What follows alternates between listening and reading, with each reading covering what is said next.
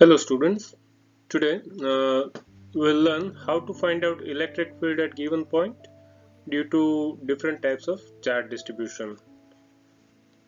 To understand today's topic, uh, we need to know how to find out electric field due to single point charge in its vector form. So we know that electric field can be found out by taking kq by r square, which is intensity, and if you take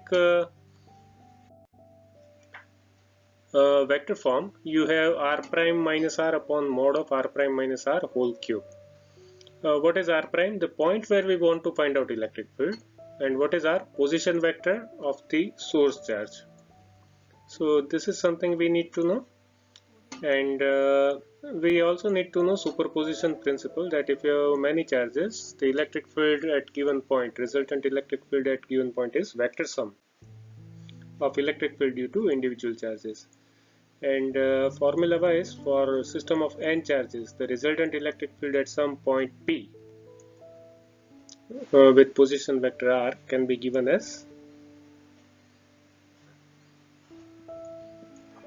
Ri is symbolizing position vectors of 1, 2, 3, 4 up to n charges. Okay, this is the discrete summation where you have charges distributed on some surface or in some volume, but they are well separated, and so we take discrete sum. What if the charges are too close to each other, like distributed on some line or surface or volume? What to do? How to find out electric field? That is the topic. But apart from this, we also need to know one more thing from our previous topics. Earlier, we did find out force on given point charge due to line charge distribution, surface charge distribution, and volume charge distribution. So if you are not clear with these two topics, electric field and force on point charge due to different charge distribution, you should go back to previous videos and watch the videos carefully before moving ahead. So earlier we saw that for line charge distribution, two important quantities are line charge density, which is given as charge per unit length Q by L, and the force on point charge is line integration of product of q and lambda, and then this term which is appearing just like Coulomb's law, vector form of Coulomb's law, and integration is over lines. What if we have surface charge distribution? In that case, instead of lambda we will have sigma, instead of L we will have A, unit will be Coulomb per meter square, and here also we have sigma instead of lambda. See this, q into sigma,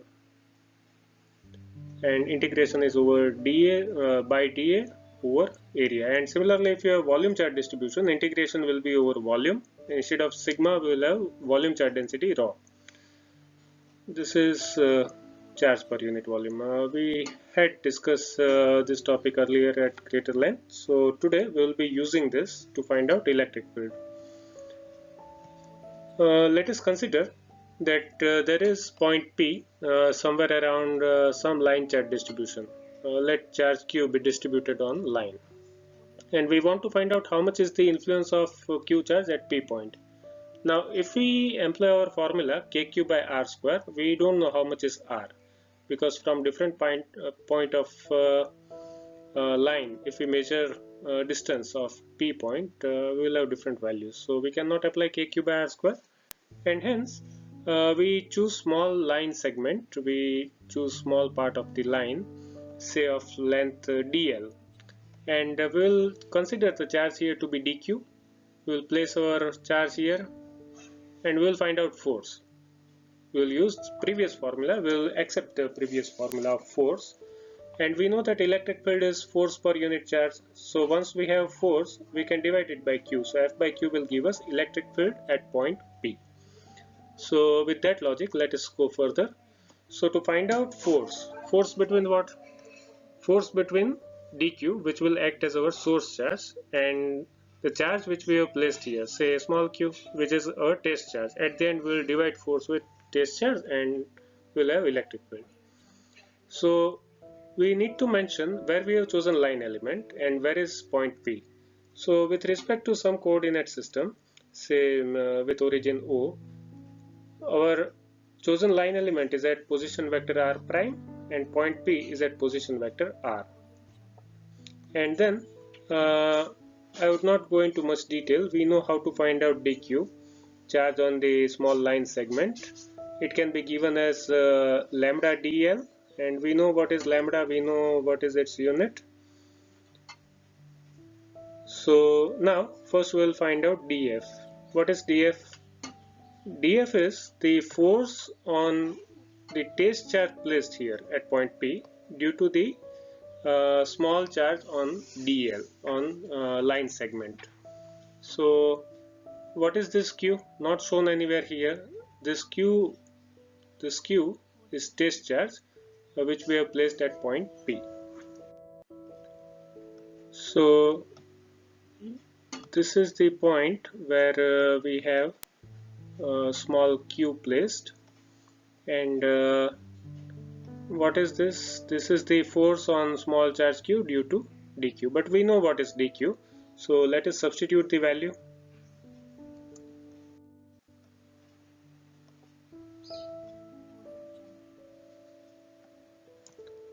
So this is what we have, and now integrating both sides we get force.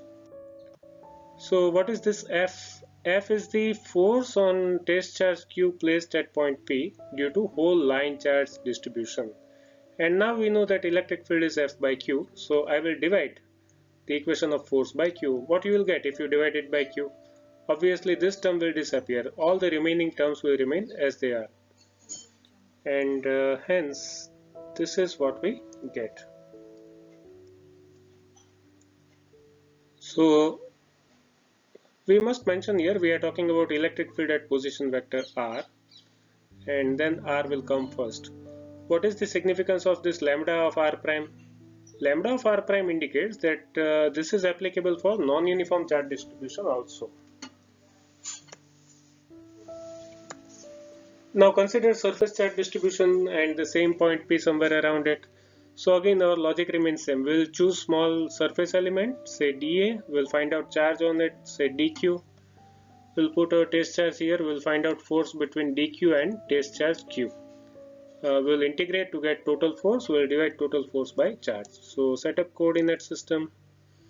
Where is dA? It's a position vector r prime. Where is point P? It's a position vector r. How much is your dq? So we know that total area, total charge, small area, how much charge? So dq is q by a into dA. And we also know now what is q by a. It is surface charge density, sigma. And with that, dq can be given as sigma dA. And unit of sigma is coulomb per meter square.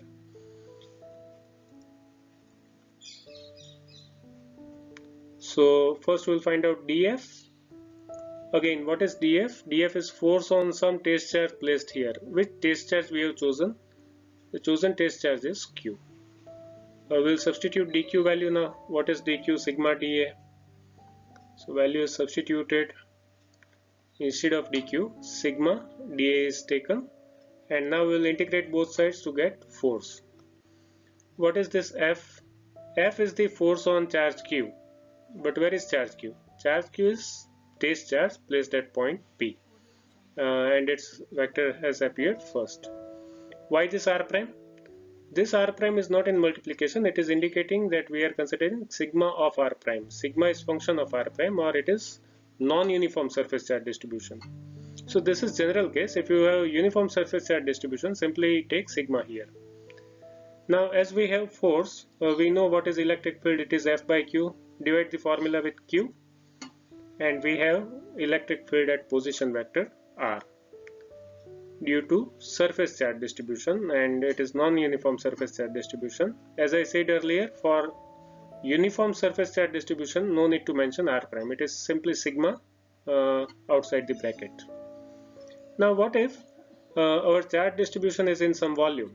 Say we have cloud carrying charge capital Q, and there is some point P where we want to find out influence of this distributed charge of this volume charge distribution. Standard logic, same logic once again. Choose small part of cloud, say of volume dV, find out charge on it, and say charge on it is dq. Find out force between dq and test charge placed here. We will choose test charge QS or test charge. So again, consider the position vectors to be r and r prime for the two. Find out dq, and dq is q by v dv, and q by v is rho volume charge density, and that makes dq rho dv. What is the unit of rho? It is q by v, so coulomb per meter square. Sorry, coulomb per meter cube.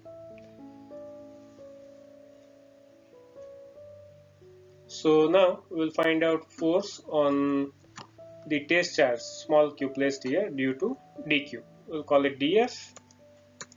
So df can be given as 1 by 4 pi epsilon 0 q dq bracket r minus r prime. Always make sure which position vector you are taking here. We want force on test charge. Test charge is at point P, so position vector of test charge should come first, so r.